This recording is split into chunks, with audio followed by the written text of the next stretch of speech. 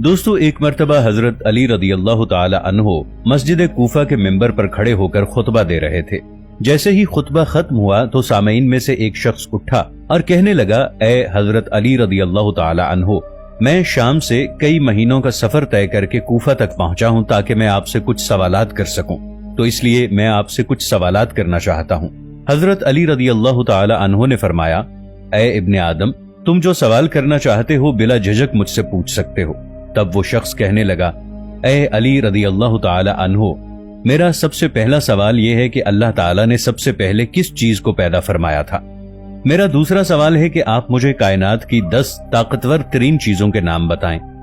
मेरा तीसरा सवाल यह है कि वो ऐसी कौन सी चीज है जो सांस लेती है मगर इसमें गोश्त या खून ऐसी कोई चीज नहीं है।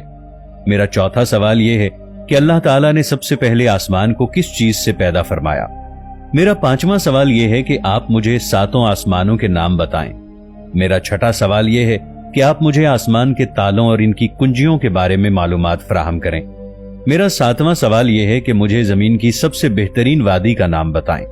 इसके बाद मेरा 8वां और सबसे आखिरी सवाल यह है कि रुए जमीन पर जो सबसे बदतरीन और भयानक वादी है उसका नाम क्या है।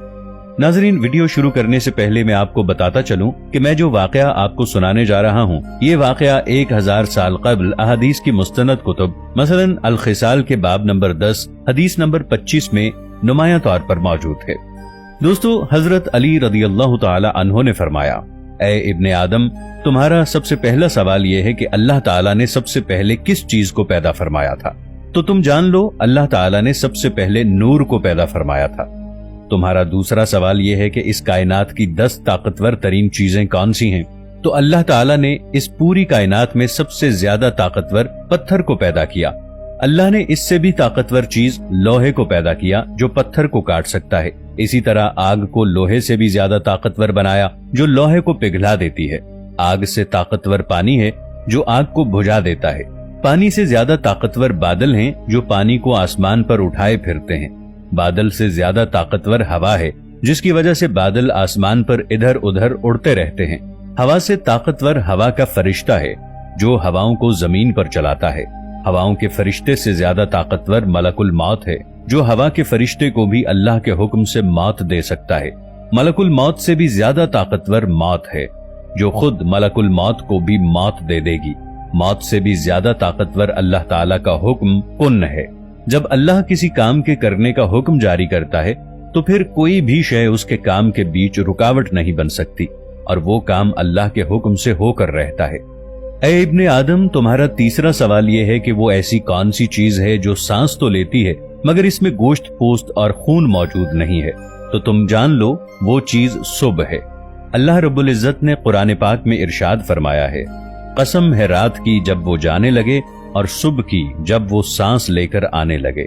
दोस्तों, ये चांद, सूरज, सितारे, सैयारे, कहकशाएं, जमीनो आसमान, सुबह और शामें, ये सब भी अल्लाह ताला की मखलूकात हैं। इसीलिए अल्लाह ताला कुरान पाक में सूरतुल इसरा पारा 15 आयत 44 में इरशाद फरमाता है, 7 आसमान और 7 जमीनें अल्लाह की तस्बीह बयान करते हैं और हर वो चीज भी जो 7 आसमानों और 7 जमीनों में रहती है, और ऐसी कोई भी चीज नहीं जो अल्लाह ताला की तारीफ के साथ उसकी तस्बीह बयान न करे, मगर तुम उनकी तस्बीह को समझते नहीं हो।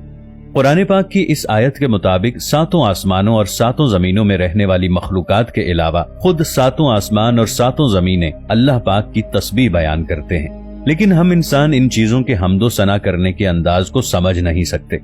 फिर हजरत अली रदी अल्लाह ताला अन्हो ने फरमाया, ए इब्ने आदम, अब तुम्हारा अगला सवाल यह है कि अल्लाह ताला ने पहले आसमान को किस चीज से पैदा फरमाया। तो जान लो, अल्लाह ताला ने पहले आसमान को पानी के बुखारात से पैदा फरमाया। बुखारात पानी के उस भाप या धुएं को कहते हैं जो पानी गर्म होने के बाद निकलने लगता है। अल्लाह सुब्हानहू व तआला ने इसी भाप और धुएं से पहले आसमान को बनाया है। ऐ इब्ने आदम, तुम्हारा अगला सवाल यह है कि तुम्हें 7 आसमानों के नाम बताए जाएं।